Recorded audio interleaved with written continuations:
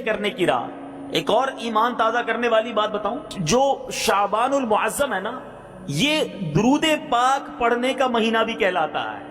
اور اس بات کو میں آپ کو ایک حدیث پاک کے ذریعے سمجھانا چاہتا ہوں کہ ام المومنین حضرت سیدتنا عائشہ صدیقہ رضی اللہ تعالی عنہا فرماتی ہیں، میں نے نبی کریم رؤوف الرحیم صلی اللہ تعالی علیہ وسلم کو فرماتے ہوئے سنا، اللہ عز و جل خاص طور پر 4 راتوں میں بھلائیوں کے دروازے کھول دیتا ہے۔ نمبر 1 بقرعید کی رات، نمبر 2 عید الفطر کی رات، نمبر 3 شعبان کی 15ویں رات، کہ اس رات میں مرنے والوں کے نام اور لوگوں کا رزق اور اس سال حج کرنے والوں کے نام لکھے جاتے ہیں۔ کتنی مبارک رات، کتنی امپورٹنٹ رات، کہ آج رات اگلے سال کس کس نے حج کرنا ہے، کس کو کتنا رزق ملنا ہے اور کس کا انتقال ہونا ہے، یہ لکھا جائے گا۔ اور چوتھی رات عرفہ کی رات کون سی ہے؟ 8 اور 9 ذوالحجہ کی درمیانی رات، یہ ساری راتیں اذان فجر تک۔ اب غور کیجئے، یہ رات اتنی اہم ہے کہ آج نازک فیصلے ہو رہے ہیں۔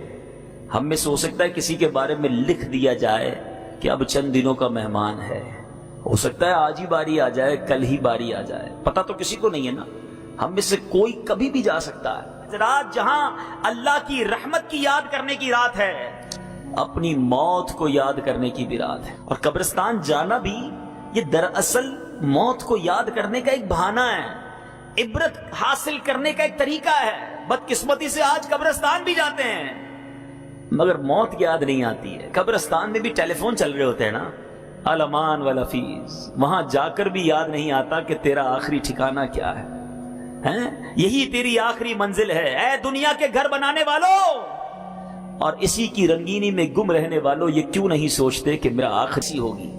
انسان آج کے دور کا انسان جی ایسے رہا ہے جیسے مرنا ہی نہیں ہے۔ موت کی تو بات ہی نہ کرو بھائی، ابھی تو زندگی کی پلاننگ کرنی ہے۔ کئی لوگ ایسے گزرے میٹھے اسلامی بھائیوں، بڑے بڑے گھر بنائے مگر گھر میں جانے سے پہلے قبر میں پہنچ گئے۔ ہمارے ایک پاکستانی بھائی تھے، ہانگ کانگ میں جاب کرتے تھے، 30 سال اپنی زندگی کے 30 سال وہاں گزارے۔ ظاہر ہر مہینے پیسے بھیجتے رہے۔ پاکستان میں ان کی کوٹھی تیار ہو گئی، 30 سال میں پیسہ بنایا، یہاں پیسے بھیجتے بھیجتے ایک اچھا سا مکان تیار ہو گیا، مگر وہ نہ آئے۔ گھر والوں کو اس گھر پر چوکیدار رکھا اور خود وہاں کسی جگہ چوکیداری کرتے تھے، چوکیداری سے پیسے بناتے تھے۔ آخر کار گھر والوں نے کہا 30 سال گزار لیے، اب تو آ جاؤ، گھر بھی بن گیا، خالی پڑا ہے گھر۔ اب اس نے دوستوں کو بلایا، کہا بہت ہو گیا، بڑا پیسہ بنایا، بڑی محنت کی، اب باقی زندگی سکون سے گزاروں گا، اب بیوی بچوں کے ساتھ ٹائم گزاروں گا، اب عیش کروں گا، اب سکون کی لائف گزاروں گا۔ اپنا ہانگ کانگ میں سارا سامان بیچا، جو سامان پاکستان لے جانا تھا وہ فلائٹ میں بک کروایا اور اپنے دوستوں کی ایک پارٹی کی، الوداعی پارٹی۔ اس الوداعی پارٹی کے دوران ہمارے اس مسلمان بھائی کا ہارٹ فیل ہو گیا۔ جس فلائٹ سے اس کا سامان آنا تھا اسی فلائٹ سے اس کی میت پاکستان پہنچی۔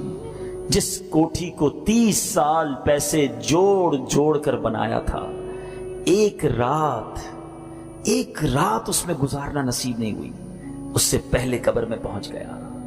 آگاہ اپنی موت سے کوئی بشر نہیں، سامان 100 برس کا ہے، پل کی خبر نہیں۔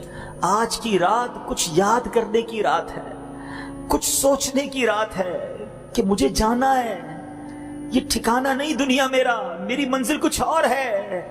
اعلیٰ حضرت ایک اور جگہ سمجھاتے ہیں نا، گھر بھی جانا ہے مسافر کے نہیں، مت پہ کیا مار ہے، کیا ہونا ہے، ارے یہ تمہارا گھر نہیں، تم مسافر ہو، یہاں تو اصل گھر تو قبر ہے، اور وہاں جا کر کیسے گزارو گے؟ ہیں سنو، آج ہم سب چاہتے ہیں جنت میں جائیں، ہم میں سے کوئی ایسا یہاں نہیں بیٹھا ہوگا جو یہ سوچے کہ مجھے جہنم میں ڈالا جائے۔ ہم نے کام تو جہنم میں جانے والے کیے، کام تو مار پڑنے والے کیے، کام تو اللہ کو ناراض کرنے والے کیے، اور شوق کیا رکھتے ہیں کہ گلزار میں جاؤں گا، جنت میں جاؤں گا۔ سنو، کام زندہ کے کیے اور ہمیں شوق گلزار ہے، کیا ہونا ہے، سوچو کام کون سے کر رہے ہو؟ جنت کا باغ بنانے والی قبر ہوگی یا دوزخ کا گھڑا؟ اے میٹھے میٹھے اسلامی بھائیوں، کئی بار قبرستان گئے ہوگے، کبھی غور کیا کہ یہ ساری قبریں ایک جیسی دکھ رہی ہیں مگر اندر سے ایک جیسی نہیں؟ یہ سب قبروں کی کہانی مختلف ہے۔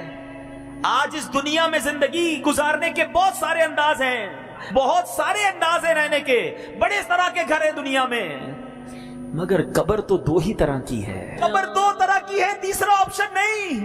میں اپنی بات نہیں کر رہا، جس آقا کا کلمہ پڑا ہے میں ان کا فرمان سناتا ہوں۔ نبی پاک صلی اللہ تعالی علیہ وسلم کا فرمان عالی شان ہے۔ میرے آقا فرماتے ہیں، حدیث پاک کا خلاصہ ہے کہ قبر دو طرح کی ہوتی ہے، یا تو جنت کے باغوں میں سے ایک باغ ہوتی ہے یا تو دوزخ کے گھڑوں میں سے ایک گھڑا۔ بتاؤ میرے میٹھے اسلامی بھائیوں، خدا را اپنے آپ سے پوچھو، اگر آج مر گیا قبر جنت کا باغ بنے گی؟ ایسے کام کر لیے، کیا اللہ کو راضی کر لیا؟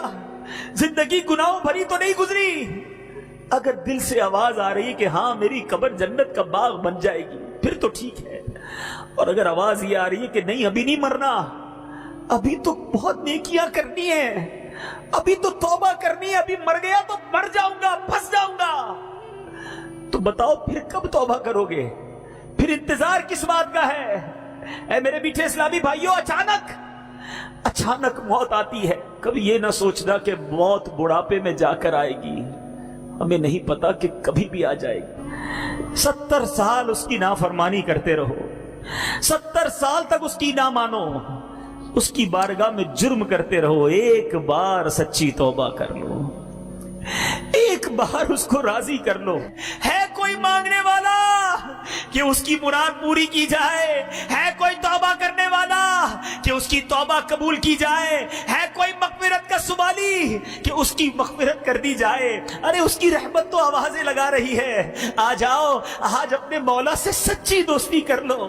بہت گناہ کر لیے، بڑی نافرمانیاں کر لی، چھپ چھپ کر گناہ کیے کہ میرا بھائی نہ دیکھ لے، ارے میرے والد نہ دیکھ لے، اندھیرا کر دو اندھیرا، ارے دروازہ بند کر دو، ارے نہیں اس کو نہیں پتا چلنا چاہیے۔ اگر کوئی آتا ہے تو بندہ گناہ کا کام بند کر دیتا ہے کہ اس کو پتا نہ چل جائے۔ ارے دنیا والوں سے ڈرتے ہو، وہ مولا دیکھ رہا ہے، اس سے کیوں ڈر نہیں لگتا؟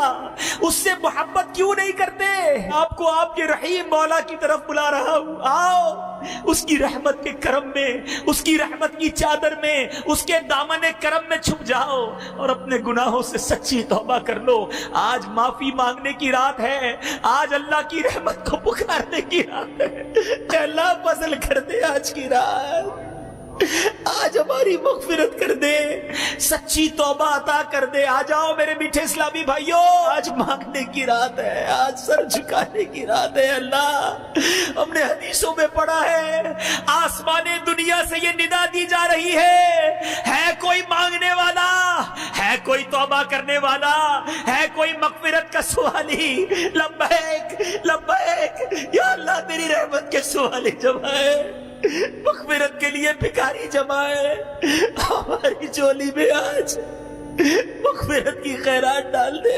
ہم سے دنیا کی گرمی برداشت نہیں ہو رہی مولا، ہماری قبر میں آگے اے اللہ کوئی امتحان نہیں دے سہ سکتے مولا، بلا حساب میں پوچھے، ہم گناہگار تھوڑے ہیں۔ آج تو حدیث میں پڑھا ہے قبیلہ بنی کلب کی بکریوں کے بالوں کی تعداد کے مطابق بخشے جائیں گے، ہم تو تھوڑے سے۔ کرم کر آج جتنے بیٹھے سب کو بخش دے مولا، ہم سب کا نام لکھ دے، ہمارے ماں باپ کا نام بھی لکھ دے، ہمارے گھر والوں کا نام بھی لکھ دے۔ گناہ کر کے گندا کر دیا، ہمیں تو یہ بھی شرم آ رہی ہے کہ ہمارا نامہ اعمال تیرے دربار میں پیش ہوا ہے، سارا کالا گندا بے حیائیاں، اللہ کچھ بھی نہیں اس میں، کچھ بھی۔ میرے مولا کی رحمت سے زیادہ نہیں ہے، میں کتنا ہی گناہگار کیوں نہ ہوں، میرا مولا بہت بڑا ہے، وہ اس کے خزانے بہت ہیں۔ آؤ آقا نے فرمایا کچھ اس طرح ارشاد فرمایا، لا الہ الا اللہ کہہ لے، اللہ تیرے سارے گناہ معاف کر دے گا۔ آج آئے ہو نا، شب برات ہے، برات چھٹکارے کی رات۔ یہ لفظ ہی کتنا حوصلہ دینے والا ہے کہ برات کی رات ہے، چھٹکارے کی رات ہے، بخشش کی رات ہے۔ اللہ کی رحمت سے بہت امید ہے، ہمیں بلایا ہے اس اجتماع میں، اب خالی نہیں لوٹانا۔ آج انشاءاللہ سب کی جھولیاں بھری جائیں گی، بس ایک ساری نیت کر لو کہ میں جیسا آیا تھا ویسا نہیں جاؤں گا، آج بدل کر جاؤں گا، آج سدھر کر جاؤں گا، آج شیطان کو چت کرنا ہے اور اپنے رحمان عز و جل کو راضی کرنا ہے۔ نیت کرو سارے، آج کے بعد میری کوئی نماز قضا نہیں ہوگی، فلمیں ڈرامے نہیں دیکھیں گے، گانے باجے نہیں سنیں گے، حرام روزی نہیں کمائیں گے، سنت کے مطابق زندگی گزاریں گے، اپنے رب کی نافرمانی والے کاموں سے بچیں گے۔ فرماتے ہیں بھلے بندے دی صحبت یاروں، جویں دکان اتاراں، سودا بھاوے ملے نہ لئیے۔